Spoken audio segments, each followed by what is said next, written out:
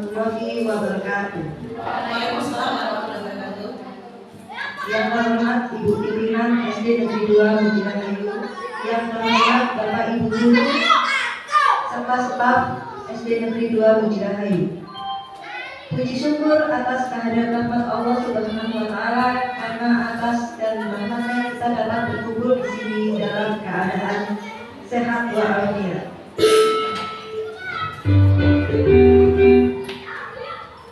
Pada hari Senin 26 bulan Agustus 2024 pukul 10.30 sampai dengan selesai di SD Negeri 2 Mujirahayu dilaksanakan kegiatan desimulasi kolaborasi dua calon guru penggerak Siswati dan Resti Febriani modul 1.4 penyebaran pemahaman dan penerapan budaya positif. Adapun susunan acaranya yaitu yang pertama pembukaan, yang kedua menyanyikan lagu Indonesia Raya, Mas Lampu Tengah, Mas Guru Penggerak, yang ketiga sambutan kepala sekolah, yang keempat desimulasi kolaborasi dua calon guru penggerak Siswati dan Resti Febriani modul 1.4 penyebaran pemahaman dan penerapan budaya positif oleh Siswati dan Resti Febriani. Kelima, penutup. Maka dari itu, mari kita buka kegiatan ini dengan membaca basmalah. Bismillahirrahmanirrahim. Acara yang kedua menyanyikan lagu Indonesia Raya yang akan dipimpin oleh Ibu Rini. Dimohon peserta untuk berdiri.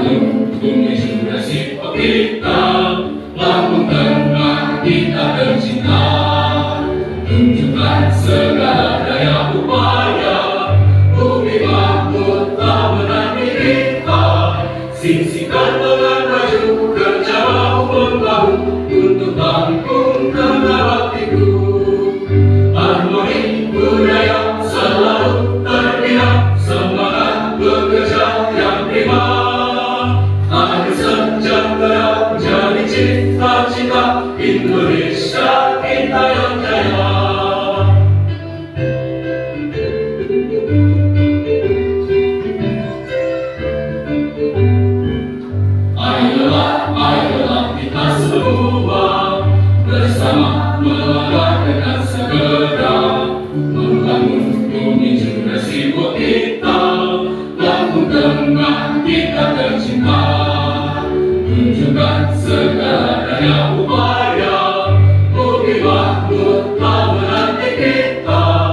Sing-singkan dengan bayu, kerja bahu-membahu untuk tampung kendala itu. Harmoni budaya selalu terbina, semangat bekerja yang prima. Mari sejahtera jadi cita-cita, Indonesia kita yang jaya. Indonesia kita yang jaya.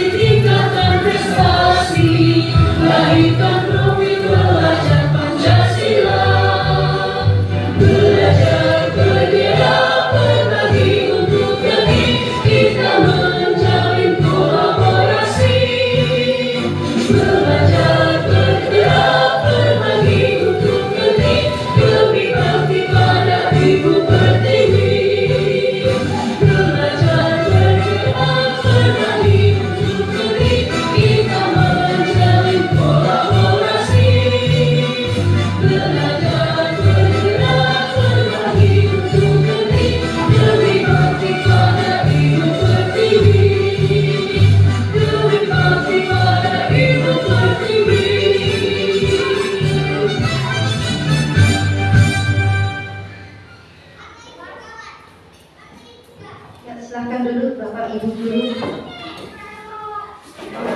Acara yang selanjutnya yaitu sambutan kepala sekolah. Silakan.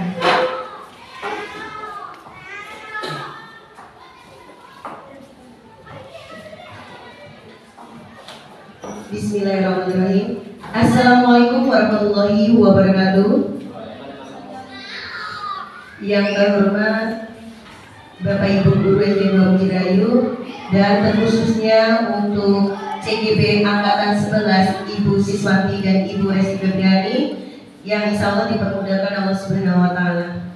Alhamdulillahirabbil alamin nabiyina sallallahu alaihi Assalatu wassalamu ala asyrofil anbiya'i wal mursalin wa alihi washabihi ajmain amma ba'du.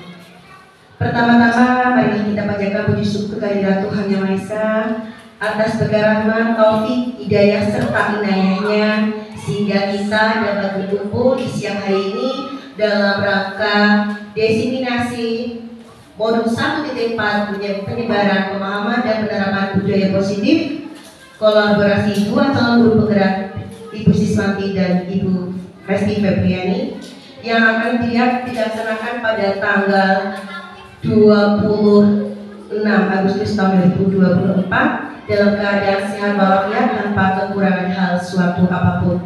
Sholawat beri salam senantiasa kita junjungkan kepada baginda Nabiullah Muhammad Sallallahu Alaihi Wasallam. Berilah Nabi yang mendapatkan insya Allah yang berikan syafaatnya di yaumil kiamah kelak nanti. Amin amin ya rabbal alamin.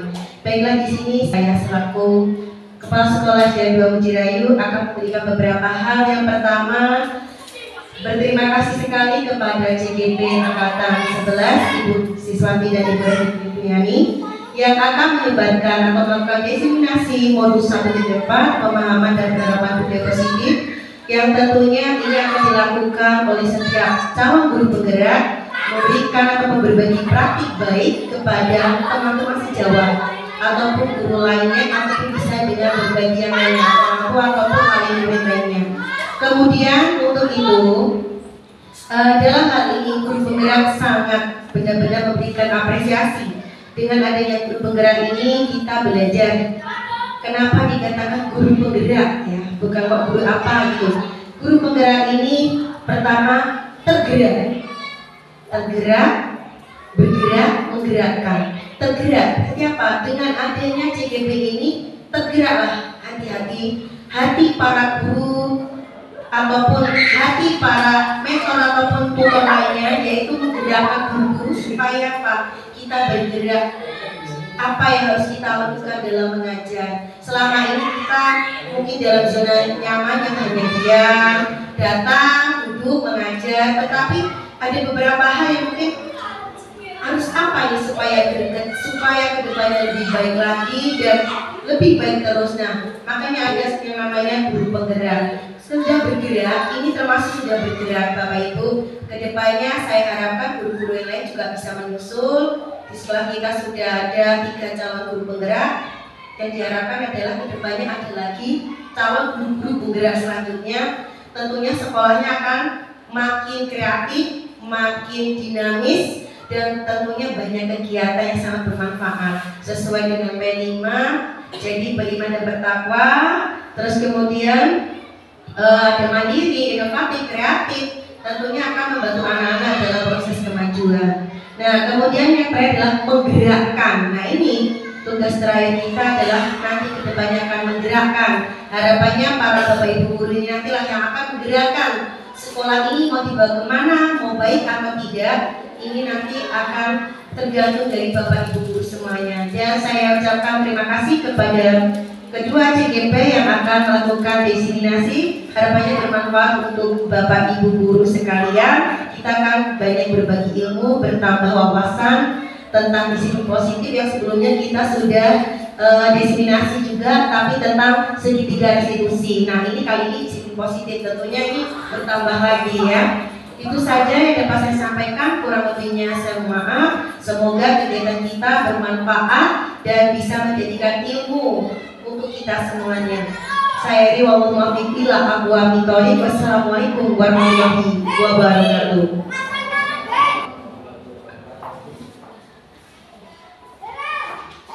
Acara yang selanjutnya yaitu diseminasi kolaborasi dua calon guru penggerak, Ibu Siswanti dan Ibu Resti Febriani, modul 1.4 penyebaran pemahaman dan penerapan budaya positif oleh Ibu Siswanti dan Ibu Resti Febriani. Dipersilakan.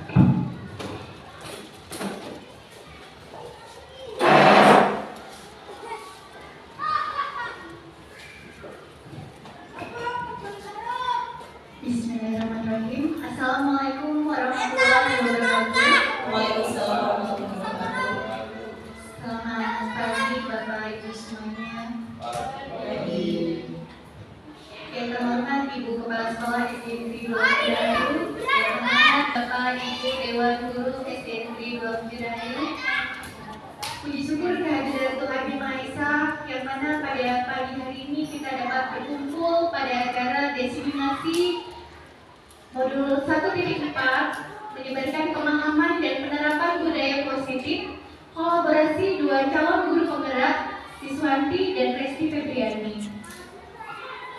Salawat dan salam kita panjatkan kepada Nabi Muhammad SAW, yang mana nantinya kita sampaikan syafaatnya di yaumil akhir. Amin, amin ya rabbal alamin. Bapak Ibu semuanya, sebelumnya saya ucapkan terima kasih atas dukungan Bapak Ibu semuanya untuk hari ini, kegiatan hari ini yang mana Bapak Ibu sudah meluangkan waktunya mengajarnya hari ini ya Bapak Ibu. Bapak Ibu, sebelum acara kita mulai, mari kita speaking dulu ya Bapak Ibu. Dan kita semangat. Bapak Ibu silakan berdiri. Ya, berdiri. Kemudian Bapak Ibu bisa saling berpasangan berhadapan dengan temannya. Ya. Berpasangan dengan temannya. Kita mau speaking 30 menit terlebih dahulu ya Bapak Ibu ya. Speaking kita senyum Bapak Ibu. Sekarang kita mulai senyum Bu Dewi. Tolong dihitung ya detiknya 30 menit. 30 detik ya. 30 detik ya Bu Dewi. Kita mulai. Bapak Ibu senyum dengan temannya ya Bapak Ibu ya. Berhadapan sambil bersenyum Bapak Ibu ya. Iya. Kalau ketawa boleh? Boleh. Kita tersenyum, kita lihat-lihatan berhadapan-hadapan. Kita mulai ya Bapak Ibu ya. 1, 2, 3. Dilihat temannya Bapak Ibu. Ya, dilihat dulu temannya Bapak Ibu. Senyum yang paling manis pada pagi hari ini. Ya.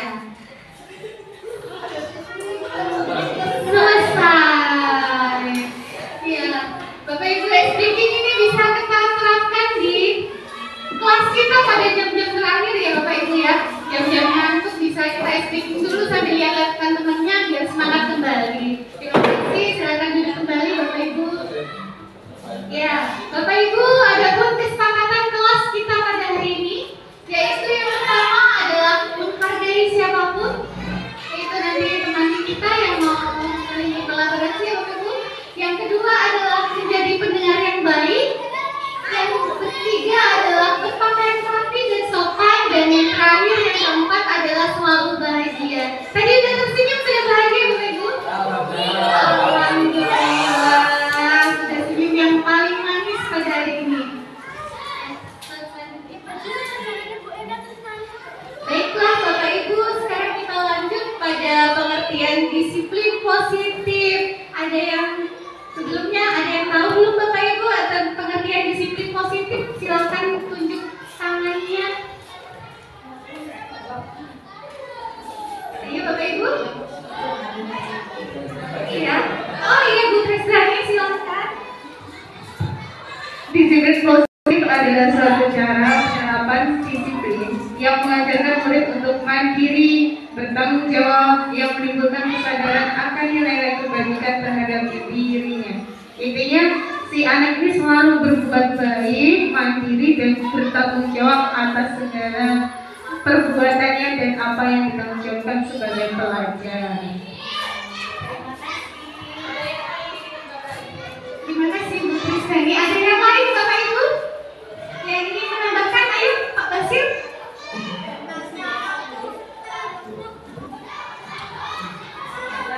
Pak Agung.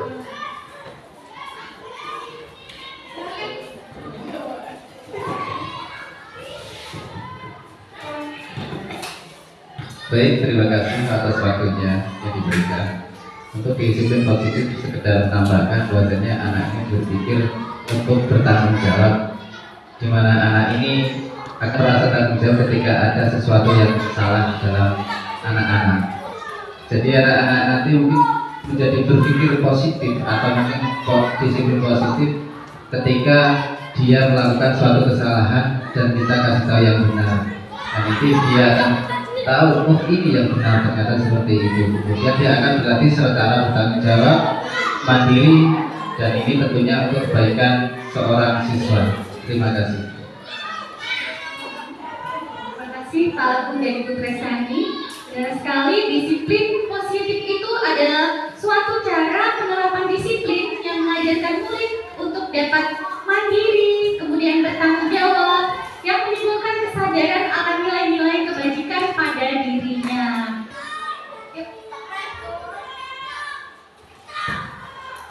Nah, adapun konsep inti disiplin positif antara lain di sini sudah terdapat 7 Bapak Ibu semuanya, yaitu yang pertama adalah perubahan paradigma belajar, yang kedua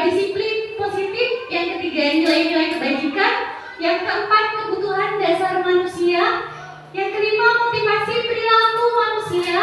Yang keenam, posisi kontrol guru. Yang ketujuh, keyakinan kelas. Dan yang kedelapan adalah segitiga restitusi.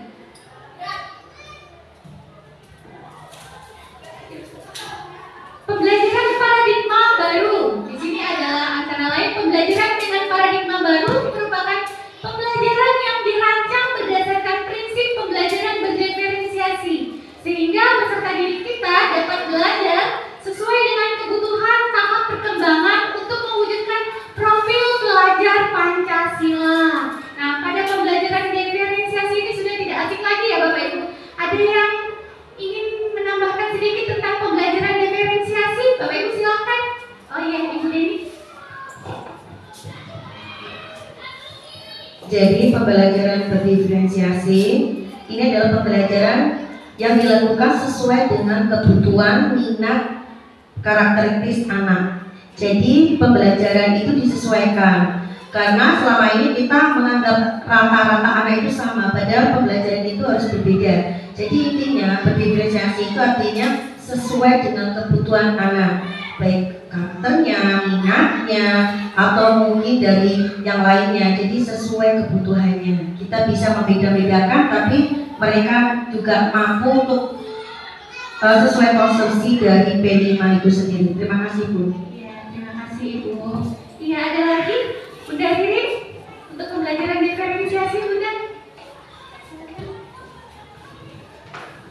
Pembelajaran berdiferensiasi kalau menurut saya itu pembelajaran yang memang sesuai dengan kebutuhan siswa itu sendiri. Jadi sesuai dengan kemampuan siswa, keinginan siswa. Jadi siswa merasa senang dalam belajar, sehingga siswa tidak merasa tertekan dan tidak merasa stres dengan beban-beban pembelajaran yang mungkin mereka tidak mampu seperti itu.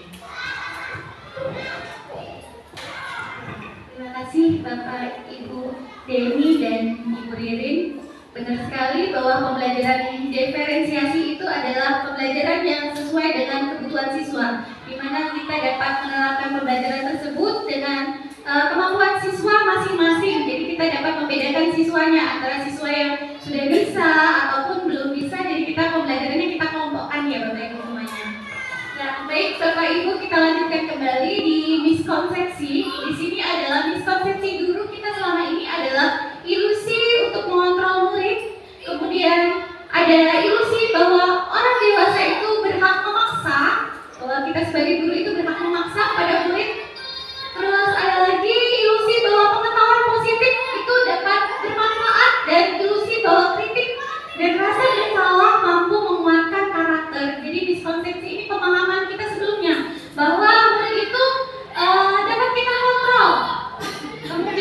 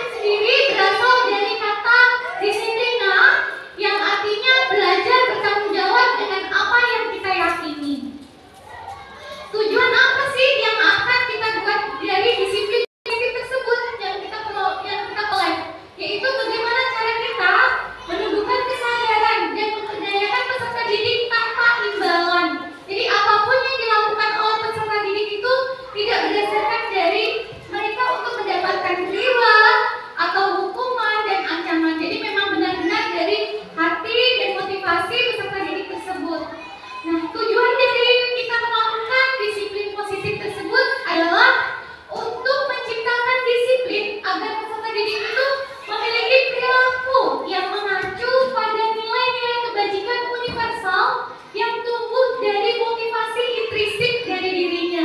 Jadi motivasi yang lahir dari dirinya tanpa paksaan oleh gurunya. Selanjutnya ada nilai-nilai kebajikan. Nilai-nilai kebajikan di sini adalah nilai atau sifat manusia yang merupakan tujuan mulia setiap individu yang sifatnya universal dan ringkasannya dari bahasa, suku, agama, dan latar belakang. Nah, contoh dari nilai kebajikan tersebut adalah profil pelajar Pancasila yang kita ketahui bersama, yaitu ada beriman, bertakwa kepada Tuhan yang Maha Esa, berbhinneka global, gotong royong, mandiri, dan bernalar kreatif. Selanjutnya ada Primary Base Program atau PBP yang kita kenal selama ini, yaitu kita dapat saling toleransi, kemudian rasa hormat, menghargai, antusias, kreatif, percaya diri, kerjasama, dan komitmen. Selanjutnya ada life skill atau keterampilan hidup di sini. Keterampilan hidup yaitu dapat dipercaya lurus hati, tidak merendahkan orang lain, memberikan yang terbaik pada dirinya. Nah, kita lanjutkan lagi Bapak Ibu biar kita makin semangat. Kita tepuk 5S dulu ya Bapak Ibu. Ayo Bapak Ibu silakan berdiri. Kita nyanyi bersama dulu ya Bapak Ibu ya. Ya, kita mulai Bapak Ibu. Bila bertemu teman tersenyum kali. Kita mulai ya. 1, 2, 3. Bila bertemu teman tersenyumlah, lalu ucapkan salam kepadanya. Sapa apa kabarnya, sopanlah terhadapnya, santunlah tanda sayang kepadanya. Ya, silakan diri kembali. Kebutuhan dasar manusia. Kita lanjutkan kembali Bapak Ibu. Di sini ada setiap manusia memiliki kebutuhan dasar. Kebutuhan dasar manusia yaitu merupakan unsur-unsur yang dibutuhkan manusia untuk memenuhi fisiologis dengan tujuan mempertahankan hidup dan kesehatannya. 5 kebutuhan manusia di sini antara lain adalah bertahan hidup atau survival, kasih sayang dan rasa diterima, kemudian kebutuhan akan kebebasan, kebutuhan akan kesenangan, dan yang terakhir adalah kebutuhan penguasaan. Motivasi perilaku manusia. Di sini ada motivasi itu terdapat 2 ya Bapak Ibu. Ada motivasi ekstrinsik, kemudian ada motivasi intrinsik, yaitu motivasi dari luar yang disebut kita adalah intrinsik, dan motivasi ekstrinsik adalah motivasi dari dirinya sendiri. Di sini ada motivasi intrinsik yaitu untuk menjadi orang yang mereka inginkan berdasarkan keyakinan yang dimiliki oleh individu tersebut.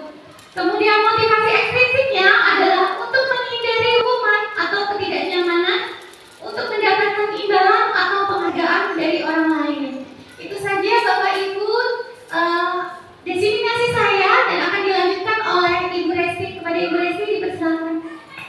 Baik, terima kasih luar biasa Ibu Siswanti. Tepuk tangannya, berikan aplaus untuk beliau. Baik, untuk diseminisasi selanjutnya yaitu mengenai hukuman, konsekuensi, dan restitusi. Di mana hukuman ini yaitu adanya tidak terencana atau tiba-tiba. Murid tidak tahu apa yang menjadi atau dilibatkan. Yang keempat bersifat satu arah. Yang selanjutnya berupa hukuman fisik atau non fisik. Nah, dalam konsekuensinya yaitu terencana, disepakati sesuai aturan, dan selanjutnya murid dibuat tidak nyaman, Kemudian sikap guru selalu monitor murid. Nah ini yang terpenting sekali adalah sikap guru selalu memonitor muridnya, baik di dalam kelas maupun di lingkungan sekolah. Nah, adapun di dalam restitusi ini ada proses menciptakan kondisi murid untuk memperbaiki kesalahannya. Maksudnya bagaimana? Dari kesalahannya itu tidak akan terulang kembali, ya, tak akan terulang kembali untuk di hari yang akan datang. Yang kemudian yaitu proses kolaboratif yang mengajarkan murid untuk mencari solusi sendiri. Nah, adapun anak mempunyai kesalahan, apabila dia tidak bisa memecahkan solusinya, maka dia akan bertanya kepada temannya, apa salah saya, apa kekurangan saya, dan bagaimana saya akan memecahkan masalah tersebut. Atau bertanya dengan guru. Dan selanjutnya ada 5 posisi kontrol. Di sini ada penghukum. Nah, terus teman, manajer, pemantau, dan membuat rasa bersalah. Biasanya di sekolahan ini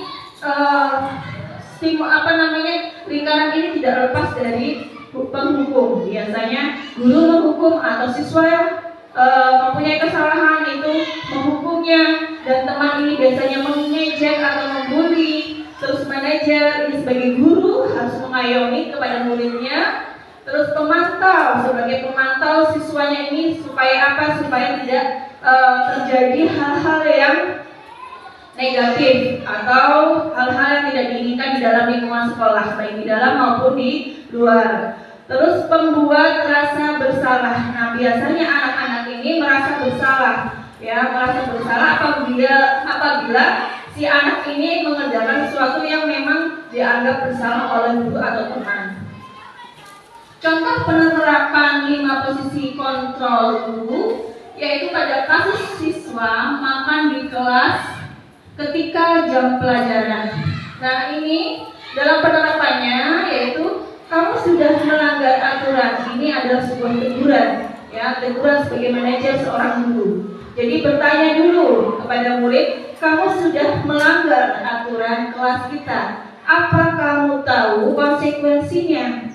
Ibu akan mencatat kesalahan kamu agar menjadi bahan perbaikan berikutnya. Nah, ini anak terus menjawab. Kali ini ibu memaafkan kamu. Setelah menjawab, terus baru ibu memaafkan kamu. Besok jangan makan di kelas dan sarapan terlebih dahulu sebelum sekolah. Nah, artinya kita mengingatkan selalu kepada siswa, ya, kepada murid kita bahwasanya lebih baik makan sebelum jam pelajaran. Artinya nanti sebelum berangkat sekolah bangun tidur dan beres-beres, anak diminta untuk sarapan terlebih dahulu di rumah. Posisi kontrol. Apakah aku? Saya kecewa sekali dengan kamu. Ini membuat rasa bersalah. Jadi kata-kata ini tidak disebutkan kepada anak apabila anak ini mempunyai rasa bersalah. Misalnya, oh kamu anak, ya, kamu tidak pernah benar melakukannya. Nah, itu tidak bisa kita ucapkan sebagai seorang guru. Terus selanjutnya posisi kontrol. Apakah aku? Ayolah lakukan demi bapak ibu, ya. Jadi misalnya kita memberikan masukan kepada anak untuk tidak mengulangi lagi perbuatan itu, kita berupaya menjadi seorang teman bagi anak tersebut. Supaya apa? Supaya anak tidak merasa takut oleh guru akan hukuman dan lain-lain. Posisi kontrol. Apakah aku?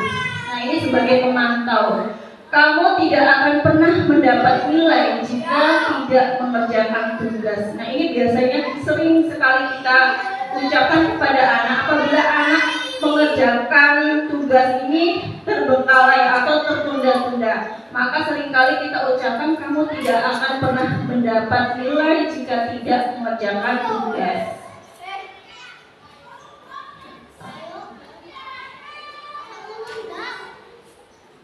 Nah, apakah Bapak Ibu ada yang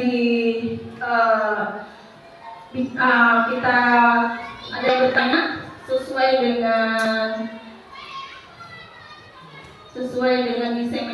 diseminasi pada siang hari ini tentang keyakinan kelas.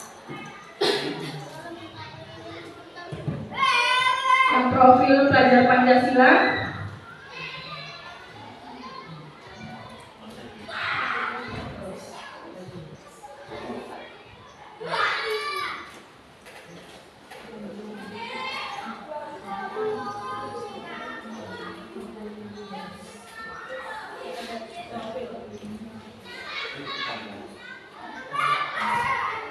Selanjutnya ada posisi kontrol atur. Apa rencanamu untuk menyelesaikan masalah ini? Nah, ini sebagai manajer, sebagai seorang guru, menanya kepada siswa yang mempunyai masalah seperti itu. Seperti tadi yang makan dalam kelas, ya. Kasusnya makan dalam kelas.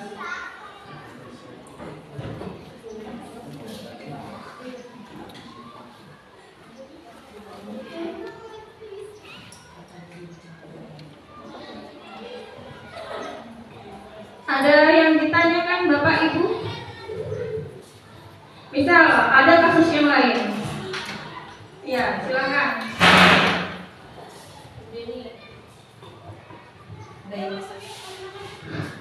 Baik Bu. Saya bertanya terkait masalah tadi ada beberapa posisi kontrol. Jadi ada 5 tadi ya.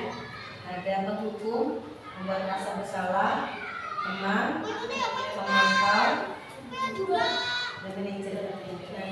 Jadi ada segitu ya Bu ya. Ini seringkali Bapak Ibu guru termasuk mungkin untuk pertama wali kelas ya. Karena wali kelas kan hampir setiap hari menghadapi siswa-siswanya dan terjadi masalah yang seringkali kadang kalau yang sebagai teman ya Dana, ayo kita nulis bareng, nah seperti itu. Nah kira-kira kalau menurut Ibu posisi manakah yang paling baik untuk guru supaya menghadapi anak itu seperti apa?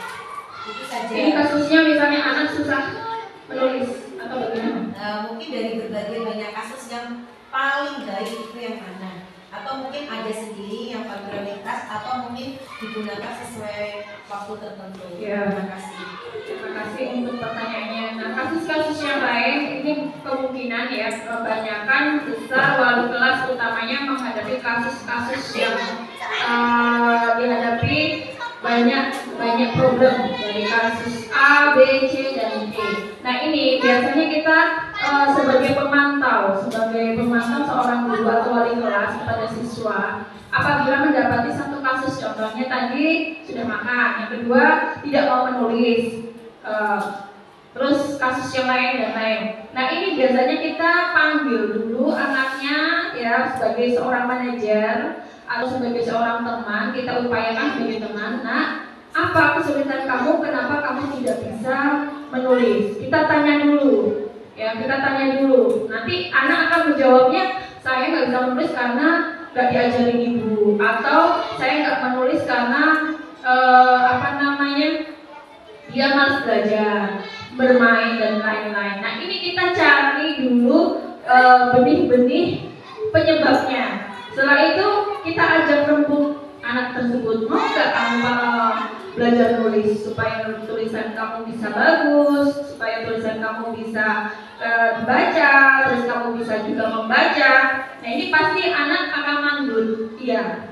Terus gimana Bu caranya? Bagaimana? Itu pasti muncul ya, pasti munculnya. Kita berikan solusinya. Solusinya, kamu mau nggak Ibu beri tambahan pembelajaran? Seperti anak-anak sudah pulang, kamu tinggal dulu untuk kita belajar bersama dengan ibu. Itu solusinya Bu. Yang satu berarti jadi seorang manajer, pemantau ya, terus memberikan solusi, tapi tidak memberikan hukuman. Tapi hukumannya mungkin hukuman secara halus itu pulangnya tidak lebih cepat dari temannya. Nah itu kata-kata mungkin seperti itu Ibu. Ya ada yang lain Bapak tentang P5 Ibu Pak Andi tentang P5.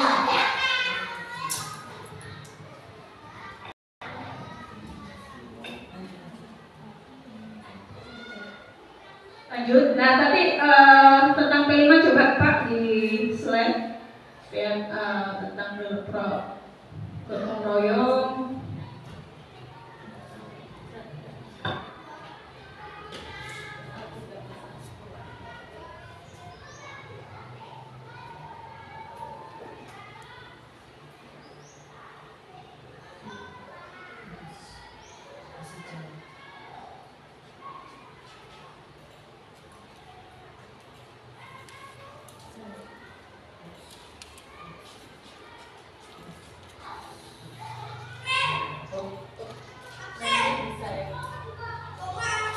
ini akan menambahkan penjelasan sedikit tentang pembelajaran paradigma baru di dalam profil pelajar Pancasila. Kalau Bapak Ibu guru sudah mengalami kurikulum merdeka seperti kelas 1, 2, 4, dan 5, ini akan mendapati paradigma baru dalam profil pelajar Pancasila, yang intinya di dalam berkebinekaan tunggal, bergotong royong, mandiri, benar kristis, kreatif, dan beriman kepada Tuhan Yang Maha Esa atau Allah SWT. Nah, ini di dalam 6 karakter profil pelajaran Pancasila, dan ini harus ditanamkan kepada siswa. Mengapa? Karena profil pelajar Pancasila ini termaktub di dalam kurikulum merdeka. Hal ini tentu saja akan mendapatkan tantangan yang sangat besar untuk memajukan sekolah kita, tingkat kompetensi anak, tingkat penalaran anak secara kritis, dan lain-lain. Hal ini tentunya Bapak Ibu harus berkolaborasi juga dengan siswa, jangan membiarkan siswa, artinya kita sebagai pemantau, sebagai seorang manajer di dalam lingkungan sekolahan untuk menerapkan profil pelajar Pancasila di dalam lingkungan belajar sekolah. Next, atas Pak.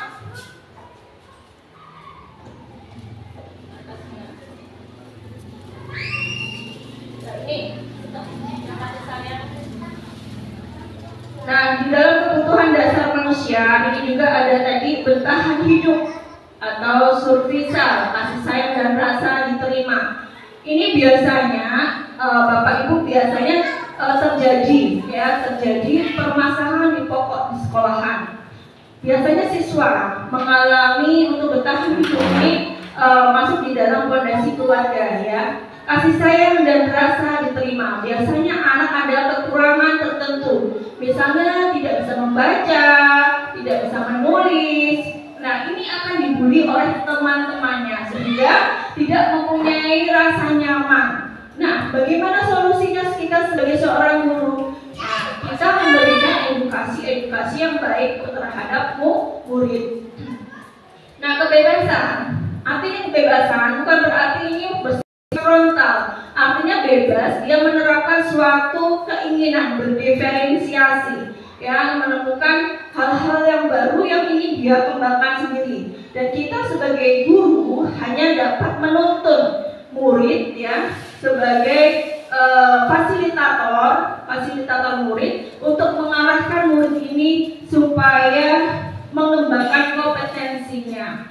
Kemudian kesenangan. Nah, kesenangan ini biasanya anak-anak ini merujuk kepada kesenangan individu atau kesenangan berkelompok juga bisa. Hal ini tentunya biasanya akan berkesinambungan dengan berdiferensiasi, pembelajaran berdiferensiasi. Dan penguasaan ini artinya hal-hal apa yang perlu dikuasai oleh siswa tentang untuk menerapkan pembelajaran berdiferensiasi. Dari sini Bapak Ibu ada yang ditanyakan?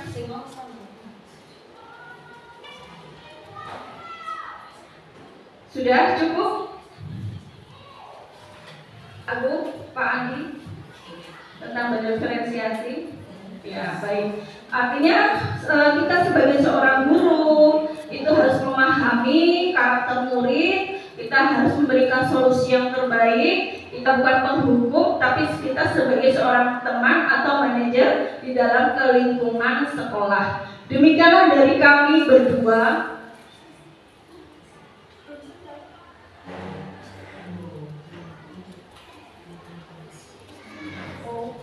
Dan ini dilanjutkan di dalam keyakinan kelas. Mengapa keyakinan bukan peraturan di dalam kelas? Ilustrasi antara keyakinan dan peraturan. Mengapa kita memiliki peraturan tentang protokol penggunaan masker dan mencuci tangan setiap saat? Mungkin jawaban Anda untuk kesehatan dan keselamatan. Adakah lagi untuk jawaban yang lain selain kesehatan dan keselamatan dalam penggunaan masker? Pak Agung?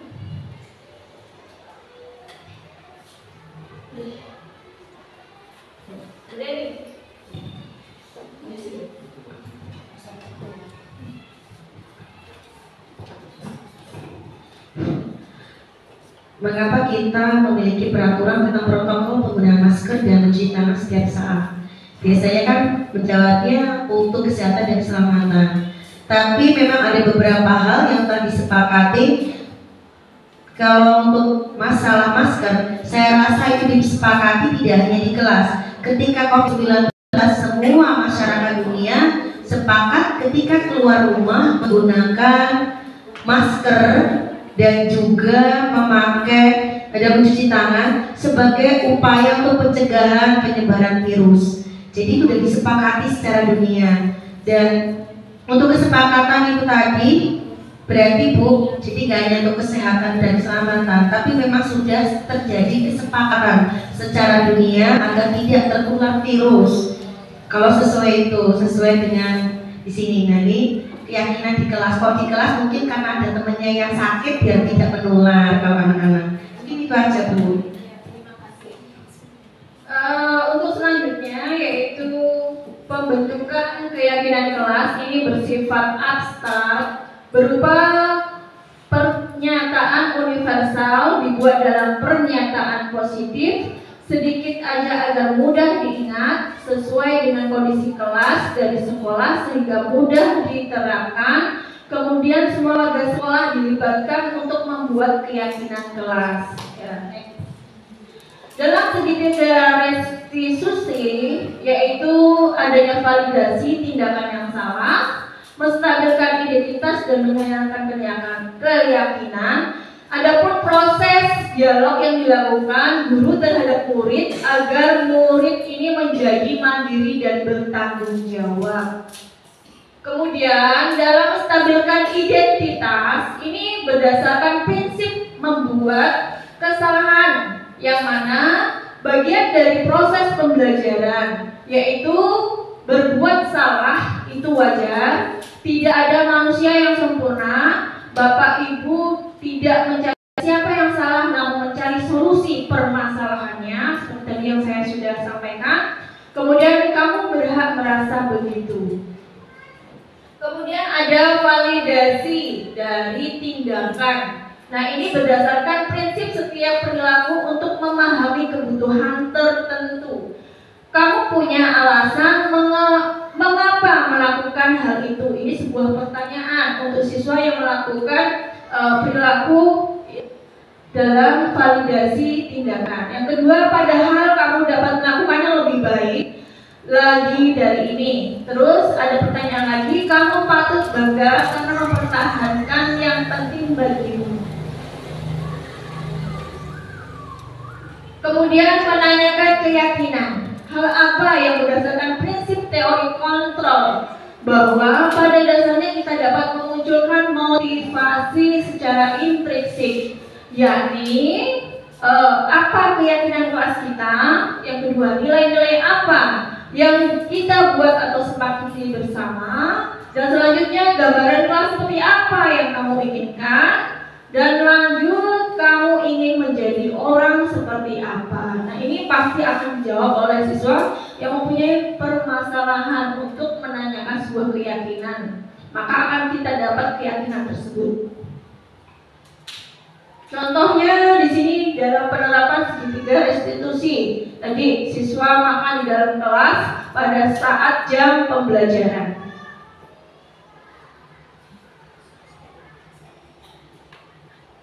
Nah, ini apakah sebagai penutup dalam penerapan disiplin positif guru harus memenuhi standar yang lain, kepribadian, profesional, serta sosial, dan guru harus dapat merefleksi dirinya yaitu pada posisi kontrol.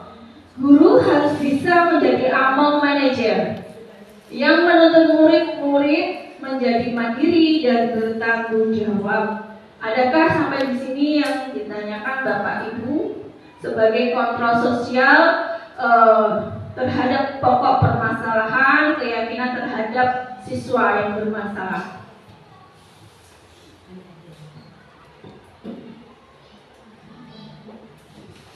Jadi mau tanya, monggo Bu. Kebanyakan main-mainnya, nggak apa-apa Bu. Gak apa-apa, supaya kita belajar juga. Iya, biar tambah paham semuanya. Tadi tadi disebutkan ada disiplin positif, modul keyakinan dan kesepakatan kelas, ada juga restitusi. Nah, yang mau saya tanyakan, di setiap kelas Bapak Ibu guru baik kelas 1 sampai kelas 6 itu pasti ada aturan kelas atau kesepakatan kelas atau keyakinan kelas.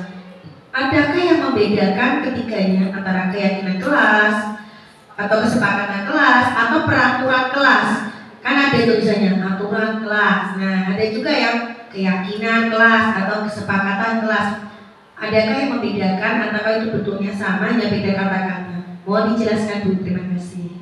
Terima kasih Bu Deni. Antara aturan, keyakinan dan kesepakatan ini dalam bentuknya berbeda. Kalau aturan dibuat oleh siswa untuk diikuti seluruh siswa tersebut dari kelas 1 sampai kelas 6. Nah, kalau keyakinan kelas ini biasanya di sebuah peraturan, turunan peraturan di dalam sekolah, diturunkan di dalam kelas, yang mana artinya peraturan tersebut diselenggarakan oleh guru kelas masing-masing. Yang artinya peraturan tersebut harus disepakati oleh masing-masing siswa. Oleh masing-masing siswa yang ada di dalam kelas. Contohnya di dalam kelas tidak boleh membuang sampah, harus kelas itu bersih. Yang kedua, jadwal piket harus tetap diberjalankan.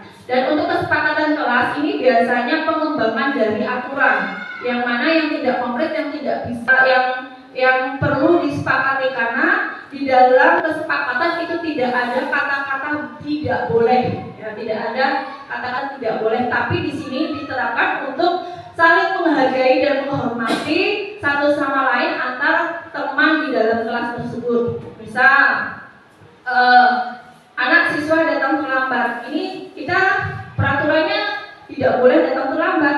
Di dalam kesepakatan kelas di situ digunakan kata-kata yang lain yang bijak, yang mana seperti tadi misalnya makan, ya, terus makan di dalam kelas, terus masuk di dalam kelas ini terlambat. Ini kita bertanya yang tepat bagaimana Bu, supaya tidak ada kata-kata tidak ada, supaya tidak ada kata-kata tidak boleh, tidak ada, tidak, pokoknya tidak, kata-kata tidak nggak boleh gitu di dalam kesepakatan kelas.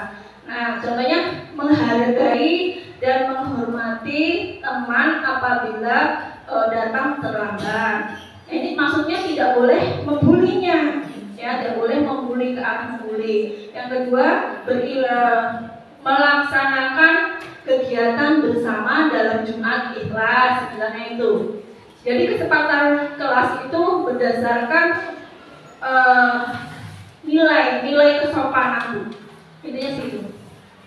Oke, terima kasih Bu Esti. Berarti tadi kalau aturan itu tadi kan masih banyak larangan ya. Kan anak tidak boleh memakai gincu, misalkan begitu ya. Nah, itu larangan, betulnya tidak boleh.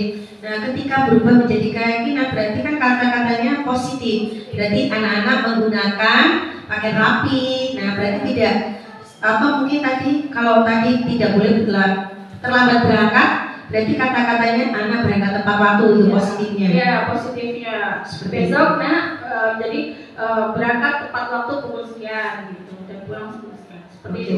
Terima kasih Bu Resti. Ada yang lain Bapak Ibu?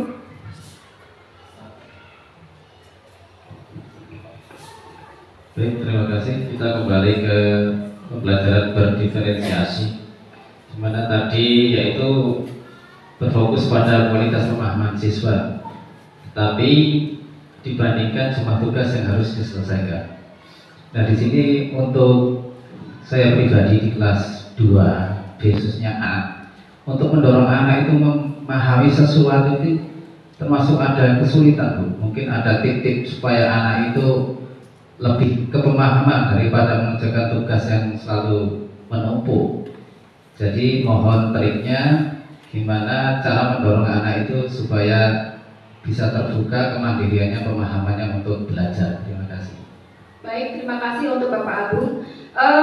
Kita tadi sudah menceritakan tentang pembelajaran berdiferensiasi. Nah, ini kita terapkan kepada siswa mulai mungkin kurikulum merdeka ini kita mulai terapkan, yang mana di dalam setiap kelas itu mempunyai anak yang kurang dalam mengikuti pembelajaran.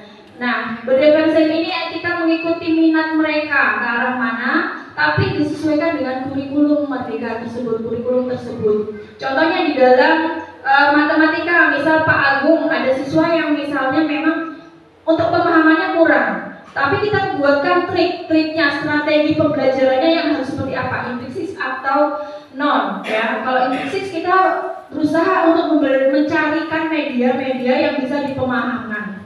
Contoh misalnya di dalam kelas 2, penjumlahan ini otomatis akan merumitkan. Mungkin sesekali kita menceramah ya, metode ceramah kita berikan. Yang kedua kita berikan strategi pembelajaran dengan metode membuatkan gambar atau membagikan biji atau membagikan apapun. Nah ini kita kelompokkan kepada siswa. Misalnya siswa yang belum bisa mengamati jangan dikelompokkan dengan siswa yang tidak bisa mengamati juga, tetapi kelompokkanlah dengan siswa yang memang dia berkarakter pintar. Jadi akan berkolaborasi kepada siswa tersebut. Contoh, misalnya 4 tambah 5. Nah, kalau anak yang kurang lambat, ini akan bingung jarinya. Nah, tetapi kalau mempunyai teman yang bisa cekatan, aktif, itu akan memberikan menyambungkan kepada siswa tersebut. Bagaimana caranya 4 ditambah 5 ini adalah 9. Nah, demikianlah dari saya. Pak Agung, itu saja ya. Dilanjut lain kali di dalam diskusi lain. Demikianlah dari kami berdua. Kurang dan lebihnya mohon maaf. Saya Resti Febriani. Saya Ibu Siswanti. Apabila kami berdua ada salah kata, mohon maaf Bapak Ibu semuanya. Terima kasih atas kehadiran Bapak Ibu dan dukungan Bapak Ibu semua atas acara kami berdua. Saya tutup dengan Assalamualaikum warahmatullahi wabarakatuh. Waalaikumsalam warahmatullahi wabarakatuh.